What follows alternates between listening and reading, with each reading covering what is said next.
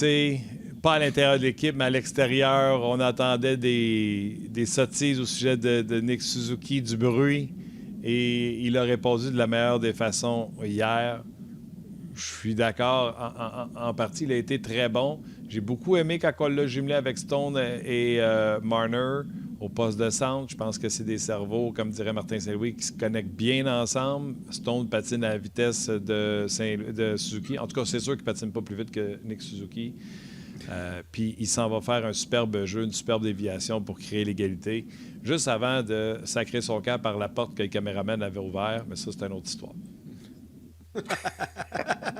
Oui, effectivement. Tu sais, c'est sûr que comme partisan du Canadien, les gens qui regardent Équipe Canada, évidemment, on a une attention particulière pour le capitaine du Canadien, Nick Suzuki, parce qu'il fait partie de l'équipe, parce qu'on le connaît bien, on le voit jouer à longueur de saison avec les Canadiens. Et donc, c'est normal de suivre pas à pas ce qu'il fait. Puis, grosso modo, hier, il a joué les héros. John Cooper a dit à la fin du match, le Canada avait besoin d'un but et Nick Suzuki l'a marqué. Mais c'est pas seulement qu'il a marqué le but. Il a marqué le but devant le filet sur une déviation, donc dans un endroit qui n'est pas facile parce que tu ne vois pas toujours la rondelle partir de la pointe.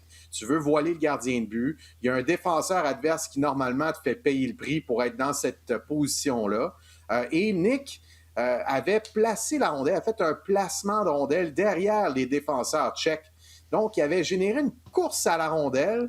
Il a remporté sa bataille 1 contre 1 derrière la ligne des buts pour ensuite s'en aller de l'autre côté, donc transférer le jeu et attendre du support. Et le support est arrivé. Et ensuite, il est allé se positionner devant le filet. C'est le but égalisateur.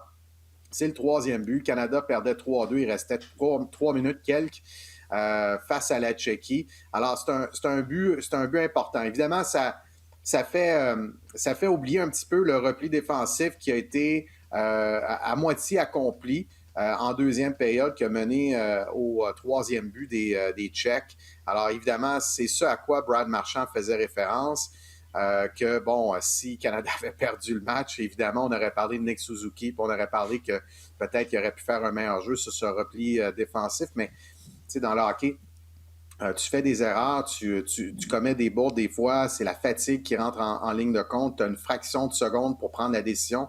Nous autres, c'est facile là, en regardant ça à l'écran ou sur la galerie de presse parce qu'on voit l'ensemble du jeu, là, mais la visibilité que tu as comme joueur sur la patinoire, c'est pas la même. Et donc, tu as des centièmes de seconde pour réagir, pour tourner ton bâton, tourner du bon côté de la rondelle, positionner ton corps. Il faut donner crédit à l'adversaire qui parfois fait des très bons jeux, puis il te met dans une situation un peu inconfortable.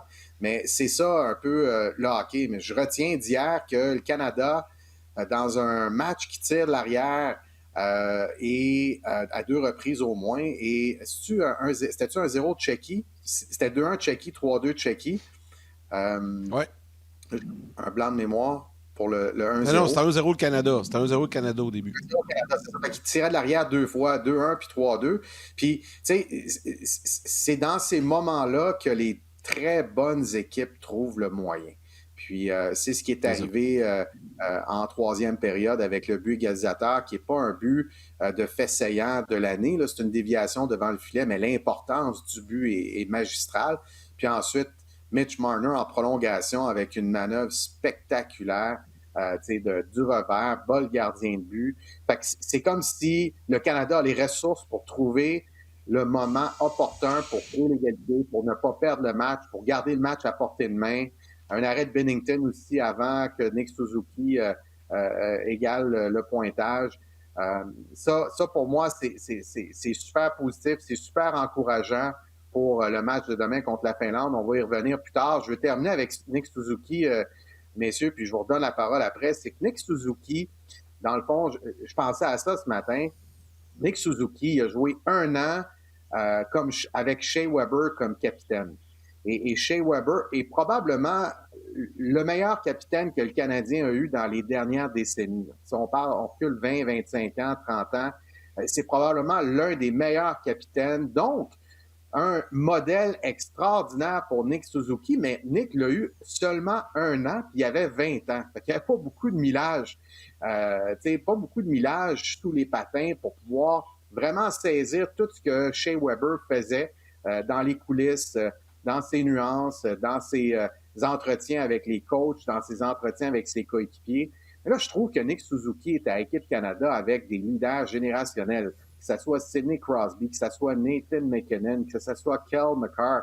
Je trouve Mark Stone, qui est un capitaine aussi, je trouve que pour Nick Suzuki, il va aller chercher un éventail peut-être agrandi de son rayon de leadership. Il va voir différents types. Ça ne veut pas dire qu'il va changer son leadership. Là. Nick, c'est un gars calme, il est comme il est dans le vestiaire, mais il va peut-être réaliser certaines choses que Brad Marchand fait, que Sidney Crosby fait, comme Sidney Crosby après sa blessure, qui est revenu dans le vestiaire pour dire aux joueurs d'aller en troisième, d'aller chercher ça.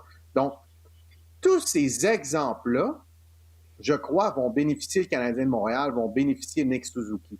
Parce que c'est lui le capitaine chez le Canadien et ce qu'il va vivre avec Équipe Canada, ce qu'il vit en ce moment et ce qu'il va vivre dans les prochains jours, ben il va en retenir, puis il y a des éléments qu'il va pouvoir copier, qu'il va pouvoir ramener avec lui, avec son équipe à Montréal.